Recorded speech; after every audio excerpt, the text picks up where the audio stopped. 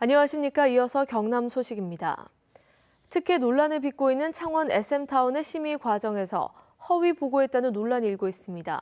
심의위원들에게 보고한 내용과는 달리 SM타운의 상업시설이 포함돼 창원시는 상업시설이 아니라며 발뺌하고 있습니다. 송현준 기자가 보도합니다. 창원시가 SM타운 사업을 위해 지난 6월 개최한 공동심의위원회 자료입니다.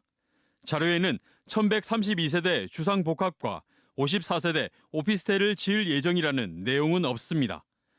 한 심의위원이 주상복합이 계획되어 있는 것 아니냐는 질의를 했지만 창원시는 아니라고 대답했습니다. 심의위원 중에 질의 답변 시에 주상복합단지가 이 지역에 입지하느냐 이런 질문이 있었죠. 예. 부시장님께서 답을 하셨죠. 예. 여기에 상업시설 계획도 주상복합도 아니다, 없다. 예. 그렇게 답한 적이 있습니까? 예. 하지만 문화복합타운 전체 면적의 86%가 주상복합과 오피스텔로 채워졌고 분양까지 마친 상태입니다. 이 때문에 심의 과정에서 허위 답변으로 허가가 난 만큼 허가 자체가 무효라는 지적입니다. 법률적 행위를 한 거에 대해서 사업 제안자가 거짓 내지는 허위로 답변을 해서 심의를 받았다면 저는 이 심의 자체가 무효다고 생각합니다.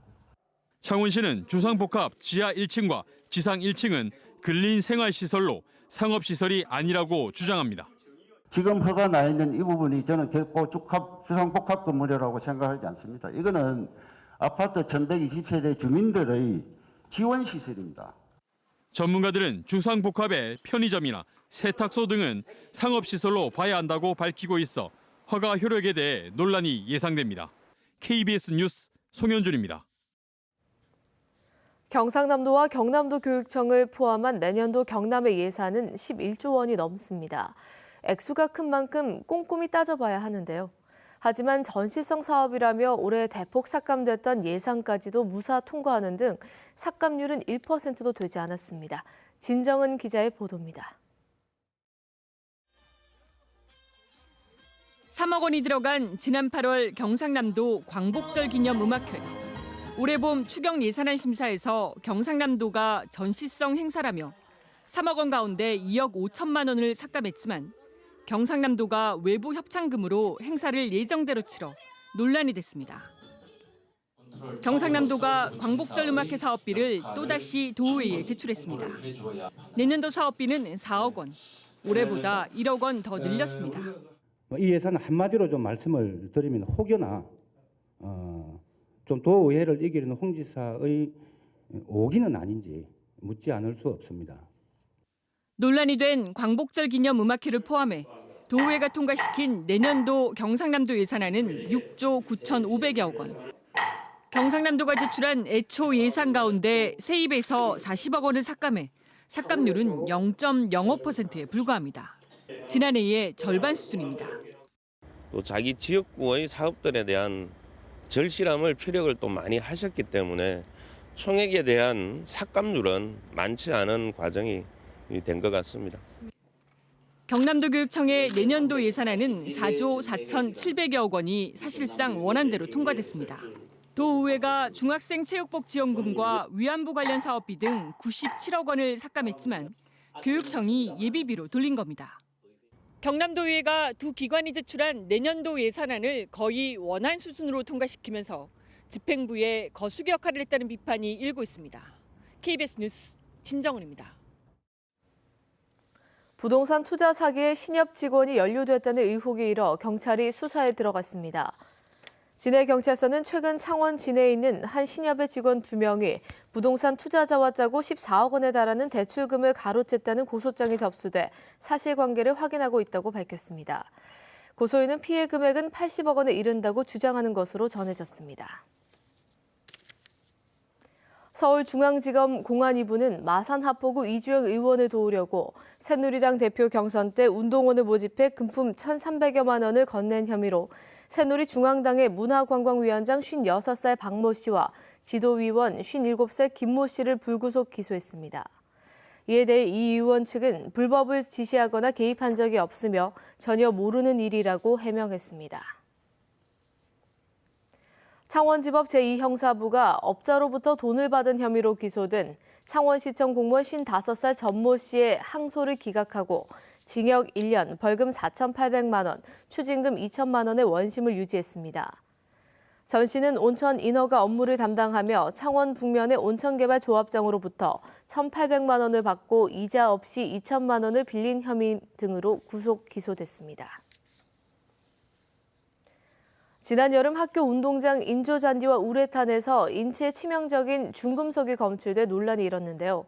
정부가 이번에는 전 국민이 사용하는 공공체육시설에 대해서 전수조사를 벌였더니 결과는 심각했습니다. 김소연 기자의 보도입니다. 주말 동호회나 단체들이 체육대회 장소로 사용하는 농구장입니다. 바닥에 깔린 우레탄에서 킬로그램당 2,525mg의 납성분이 검출돼 기준치 90mg의 28배를 넘었습니다. 방식의 차이에서 결과치가 조금 많이 나온 것 같다. 거창의 이 축구장도 마찬가지입니다. 인조잔디로 조성된 이 축구장 역시 납성분이 기준치보다 15배나 넘게 검출되면서 사용 제한 조치가 내려졌습니다.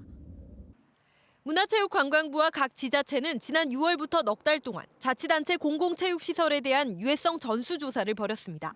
그 결과 경남 지역 인조잔디 구장 107곳 가운데 약 20%인 20곳에서 기준치를 초과한 납과 1급 발암물질 유가크롬 성분이 검출됐습니다. 초과 시설물 대부분은 노인들이 사용하는 게이트볼장으로 납성분이 최대 79배 넘게 검출됐습니다. 우레탄 트랙은 전체 176곳 가운데 57%에 해당하는 101곳에서 기준치를 초과한 납과 유가크롬이 검출됐습니다. 밀양 공설운동장 트랙은 납성분이 최대 155배를 넘는 등 기준치의 100배를 초과한 시설물도 4곳이나 됐습니다. 불안하죠. 여름 같은 게 맨발로도 하고 일하거든요. 그냥 신발 안 신고 양말 벗고 이렇게. 정부는 공공체육시설에 대한 안전성 기준을 정하는 대로 해당 시설에 대한 교체 방안을 마련한다는 계획입니다. KBS 뉴스 김소영입니다. 척추 질환이 있는 분들은 연말연시 갖은 술자리 주의하시는 게 좋겠습니다. 알코올 분해 과정이 척추와 연관이 있기 때문인데요. 음주와 척추 건강에 대해 이이슬 기자가 알려드립니다. 이 40대 직장인은 연말 술자리를 몇 번 가진 뒤 요통이 심해졌습니다. 추운 날씨에 근육이 긴장한 탓인지 전에 없던 근육통까지 생겼습니다. 일어나면 순간적으로 뻐근한 느낌이 나면서 허리가 조금 땡기더라고요. 그리고 나서 다리까지 이렇게 저림 증상이 좀. 음주와 척추 건강에 적지 않은 관련이 있기 때문입니다. 체내에 알코올이 들어오면 알코올 분해를 위해 많은 단백질을 사용하는데 이때 척추를 지탱하는 근육이나 인대가 약해집니다. 특히 알코올이 분해될 때 발생하는 아세트알데히드가 음주 이후 구토나 두통을 유발하는 독성 물질인데 이게 근육통의 원인이 됩니다. 특히 고정된 자세로 책상 앞에서 오래 일하는 사람의 경우 업무 시간 동안 약해진 척추가 술자리에서 악화될 수 있습니다. 그냥 앉아있는 거에 비해서 양반다리를 하고 앉아있을 경우에는 허리가 구부정하게 됩니다. 허리가 구부정하게 되면서 척추에 있는 근육 자체가 늘어나고 인대가 늘어난 상태를 오랫동안 유지하게 되고요. 따라서 척추 질환이 있는 사람은 술을 안 마시는 게 좋지만 피할 수 없다면 술자리에서도 허리를 틀거나 등을 펴는 등의 근육을 이완시키는 스트레칭을 병행하는 게 좋습니다. KBS 뉴스 이이슬입니다.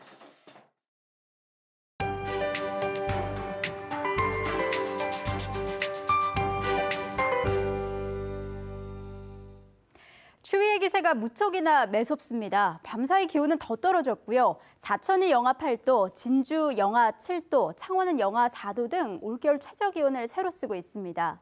종일 한겨울 초배가 이어지는 만큼 바람을 막아줄 수 있는 따뜻한 옷차림을 하셔야겠습니다. 오늘은 중국 상하이 부근에 위치한 고기압의 영향을 받겠습니다. 이 시각 위성 영상 보시면 현재 남부지방은 구름량 적은 가운데 하늘빛은 쾌청합니다. 오늘은 미세먼지 농도가 좋음 수준까지 오르겠습니다. 현재 기온 살펴보면 함안이 영하 8도, 의령 영하 7도까지 떨어졌습니다. 낮 기온은 통영과 거제 7도, 김해와 밀양 5도 안팎으로 평년보다 3, 4도가량 내려가겠습니다. 서부 지역도 공기는 한층 차가워졌습니다. 진주 영하 7도, 거창은 영하 8도로 떨어진 가운데 낮 기온은 사천 7도, 진주 6도, 거창은 4도에 그치겠습니다. 해상에는 풍랑주의보가 내려졌습니다. 물결은 최고 4m로 동해 먼바다를 중심으로 오전까지 높게 일겠습니다. 다행히 이번 추위 길지 않겠습니다. 내일부터 점차 누그러지겠고 특히 낮 기온은 오늘보다 2배가량 오르겠습니다. 주말 내내 맑은 하늘이 이어지다가 다음 주 월요일 전국에 비가 내리겠습니다. 기상정보였습니다. 유네스코 등재 신청을 위한 위안부 관련 기록물 특별 전시회가 오는 30일까지 통영시립박물관에서 열립니다. 밀양시는 삼랑진읍 국도 58호선과 부산대학교 밀양 캠퍼스를 연결하는 도시계획도로 개설 공사를 완료했습니다. 산청구는 내일 단성면 복지회관 잔디구장에서 2016년 산청딸기 홍보 행사를 개최합니다. 한국농어촌공사 합천지사는 합천읍에 새 청사를 신축하고 오는 19일 개청합니다. 대우조선해양이 세계 최초로 건조한 부유식 액화 천연가스 생산과 저장 하역 설비인 FLNG가 첫 선형가스 생산에 성공했습니다. 대우조선은 지난 5월 거제 옥포조선소를 출항해 말레이시아 해상가스전에 도착한 FLNG가 6개월 만에 설치와 시운전의 과정을 완벽하게 수행했다고 밝혔습니다. 대우조선은 향후 관련 시장에서 우위를 기대했습니다. 창원시 인구는 줄고 있지만 진해구 웅동 이동은 인구 유입이 활발한 것으로 나타났습니다. 진해구는 웅동 이동의 총 인구수가 지난 10일 현재 35,017명으로 진해구 15개 동 전체 인구의 19%를 차지했다고 밝혔습니다. 이 같은 인구 증가는 신규 아파트 입주 영향으로 분석됩니다. 경상남도는 오는 20일 국회의원과 단체장, 지방의원 등이 참석한 가운데 서부청사 개청 1주년 기념행사를 엽니다. 기념행사에 이어서는 남부 내륙철도 민간투자사업 추진 방안을 주제로 포럼도 열립니다. 또 19일에는 개청 1주년 기념음악회가 경남문화예술회관에서 열리고 자연환경보전과 발전 방안을 협의하는 백인 원탁회의도 진행됩니다. 경남도청 서부청사는 경남도청 3개국과 2개 직속기관이 이전했습니다. 거제시와 거제소방서가 화재 없는 전통시장 만들기를 위해 지역 전통시장에 소화기와 경보기를 무료로 비치했습니다. 거제시와 거제소방서는 어제 고현시장과 옥포, 옥포중앙시장 등 전통시장 5곳 점포에 소화기 188개와 단독경보기 260개를 비치했습니다.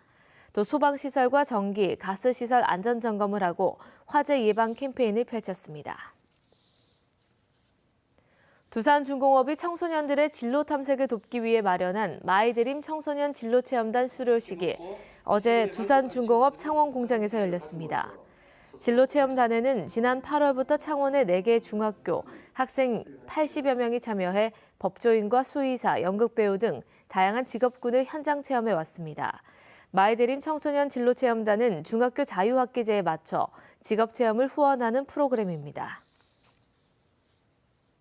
경남 지역 4개 기관이 학교급식 관련 2개 공모전에서 우수 사례로 선정됐습니다. 경남교육청은 교육부 개최 급식 공모전에서 진주 미천초등학교가 급식 운영관리 분야에서 우수상을, 의령교육지원청은 전 학교 식자재 공동구매로 예산 절감 효과를 거둬 장려상을, 거제 옥포중학교는 식생활 지도 분야에서 장려상을 받았다고 밝혔습니다. 이에 앞서 진주 남강초등학교가 농림축산식품부의 쌀 중심 식습관 교육학교 우수사례 경진대회 우수상을 받았습니다. KBS 뉴스를 마칩니다. 고맙습니다.